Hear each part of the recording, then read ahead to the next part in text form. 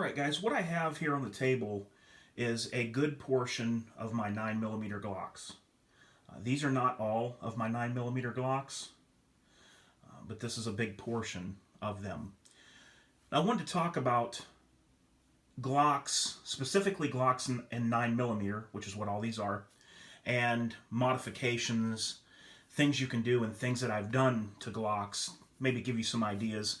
And that's one of the great things about Glock, guys, is there's so many things that you can buy for them. There's probably more parts and modifications and things you can do to a Glock than probably any other handgun on the market. Maybe not the 1911 just because of how long it's been around and how many years.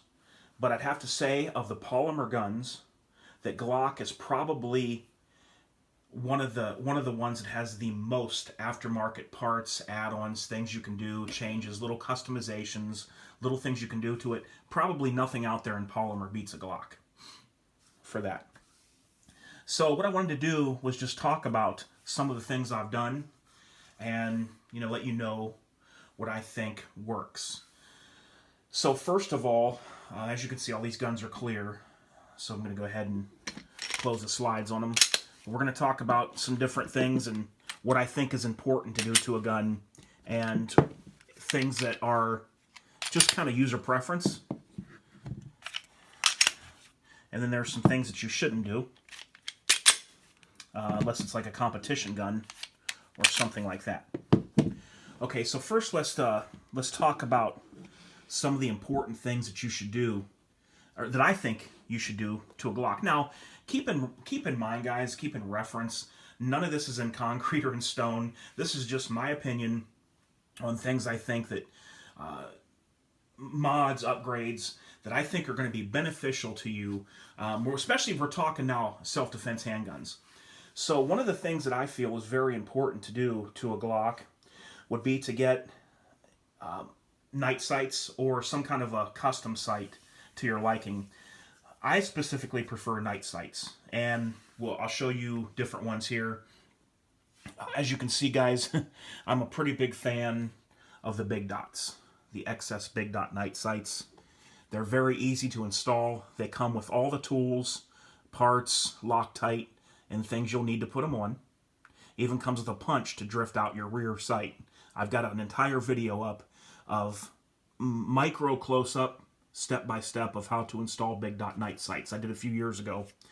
Just look up Humans for Targets, how to install XS big dot night sights, and you'll find that. So there's the big dot night sights. Let's see, do I got them on anything else? Not here on the table. Okay. There's your sight picture there. For a combat handgun, self-defense handgun, I think it's going to benefit you to put aftermarket sights on there. Night sights, what we're shooting for here, so to speak, no pun intended. What we're shooting for here is if anything ever happens to you in low light or darkness, the ability to pick up that front sight as you raise the gun. What's going to help you to do that? Well, a front sight that is bright or has a luminescent to it, like the tritium does. Here's the other sight I really like real well. This is the Trijicon HDs. And I got this on my full FDE Glock 17. And just real quick, guys, Glock 17, Glock 17, Glock 17, 26, 43, and 19. Also, even though I don't have the gun back yet, we can throw this in there too. This is another Glock 9mm, the Glock 19. So we can lay this out here too. That's been modded. We'll talk about it. So that's what I'd say is very important to start with, is like your night sights or an aftermarket sight. I think that's very good to do on a Glock, and I do it to most all of them that I have. This Glock 19 with threaded barrel, it came with the suppressor height sights, and I like these, and these actually work really well for me on this gun. For now, I'll be keeping these on, and if I do change these sights here out, these tall ones, I will be replacing them with these guys right here. I mean, a brand new set, not the ones that's on this gun. these Trigicon suppressor height sights. That's what I would be putting back on that G19. If I change those out, that's the sight I would go with. Another thing that you can do, guys, another good mod that you can do to a Glock, and this is if you're going to be able to, if anything that you want to mod a gun with or do to a gun inhibits your ability to carry it, then don't do it. You know, if it does something to the gun in a negative way for you, then by all means do not do that to the gun. But I have a holster that accommodates all this, and I like a Surefire X300 Ultra. I'd like to try the Surefire XC1. Christmas is coming, guys, so no, I'm kidding. But I'd like to try the Surefire XC1 and see how that works. I love this light. It's ultra reliable, ultra dependable. And I know these batteries in here have to be almost dead. I got to switch them out. But yeah, it's a great light. And it just works, you know, Surefire. It just works. So that's another thing you can do. There's what I have on another gun. I have the Viridian X5L on another gun. That's pretty good too. Now let's talk about grips on these different guns. And there's a lot of different options you have when it comes to Glocks and grips. There's things you can buy. There's stippling you can do. Right now, the frame of this Glock 19 is at a company being customized right now with stippling and undercut and different things that you'll see when it comes in. One grip I really like, and I've always talked about this, guys, and this has been on this gun for a year and a half. I've got this gun in June of 2015, so it's been on this gun for a year and a half.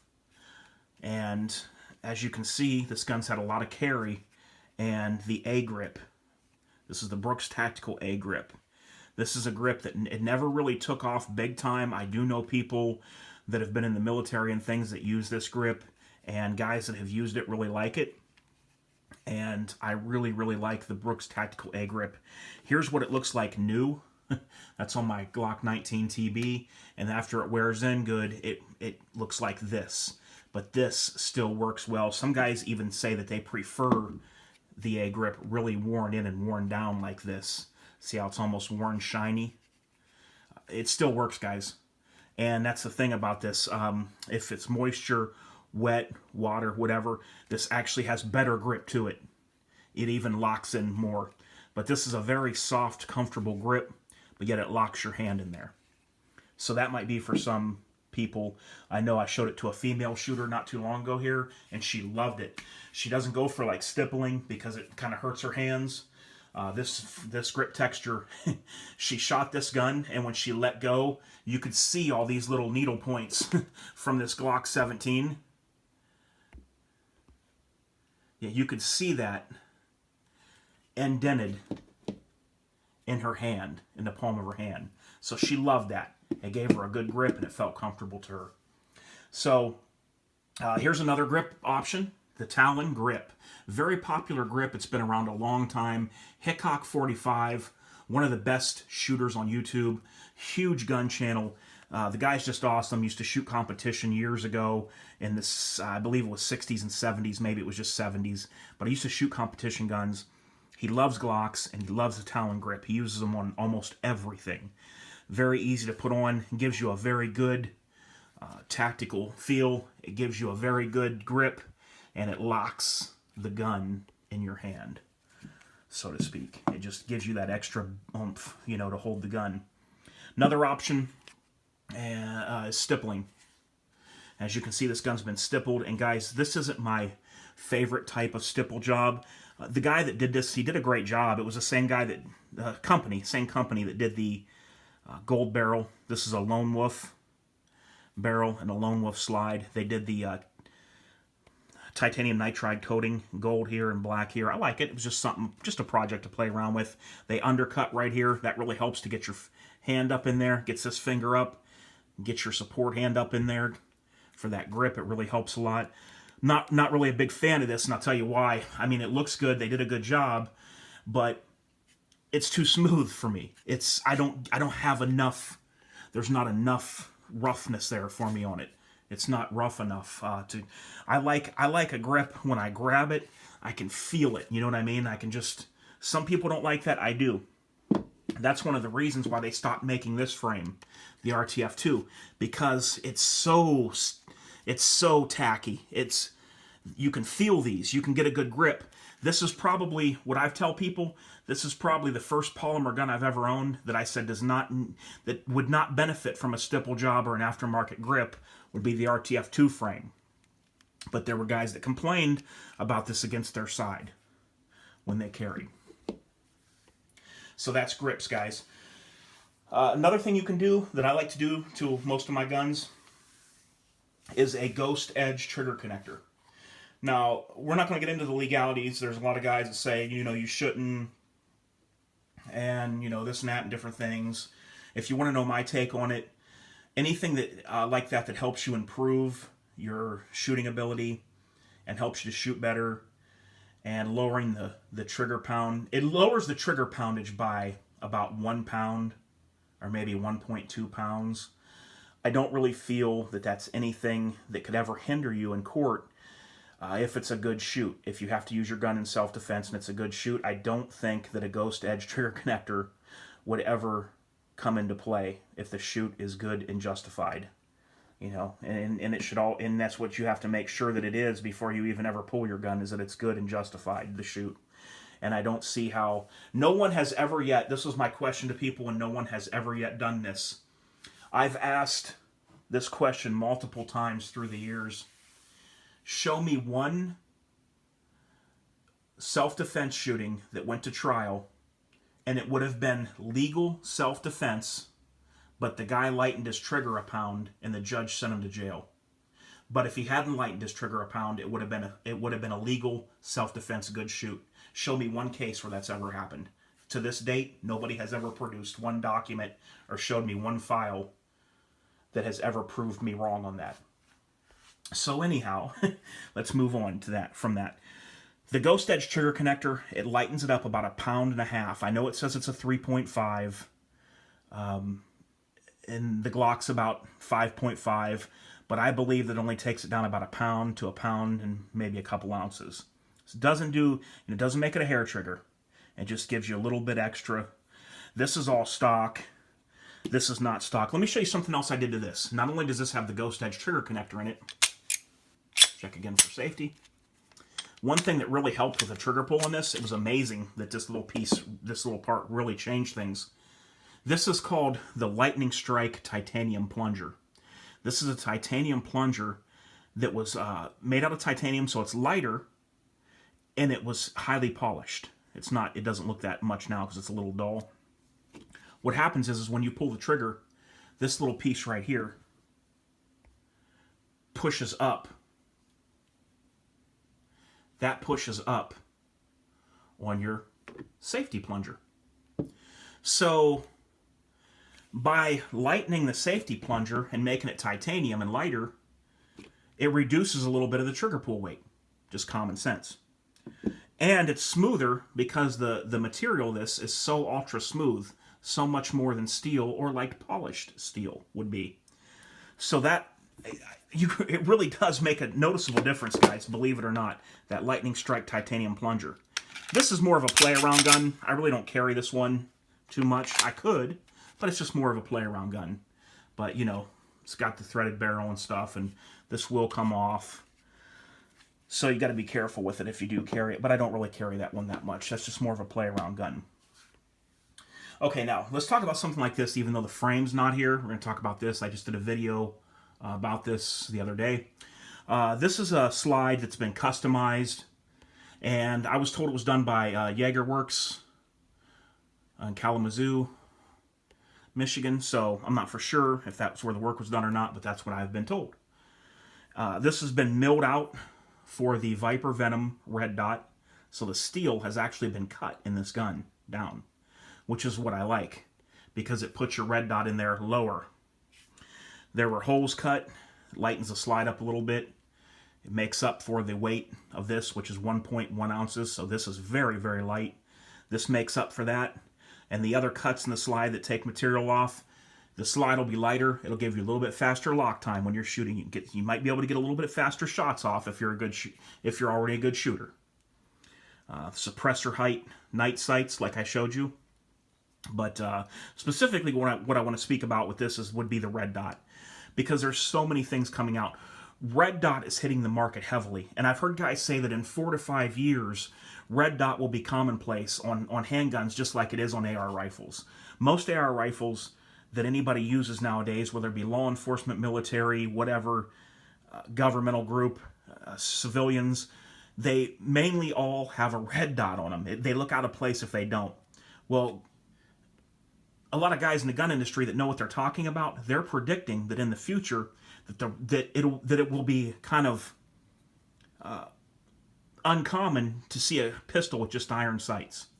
That it'll be more common to see red dots on most pistols. That's why Glock started actually manufacturing the Glock MOS with the slide cuts already in there for an RMR. I could also put an RMR Trijicon in this too, in this cut. It'll work as well.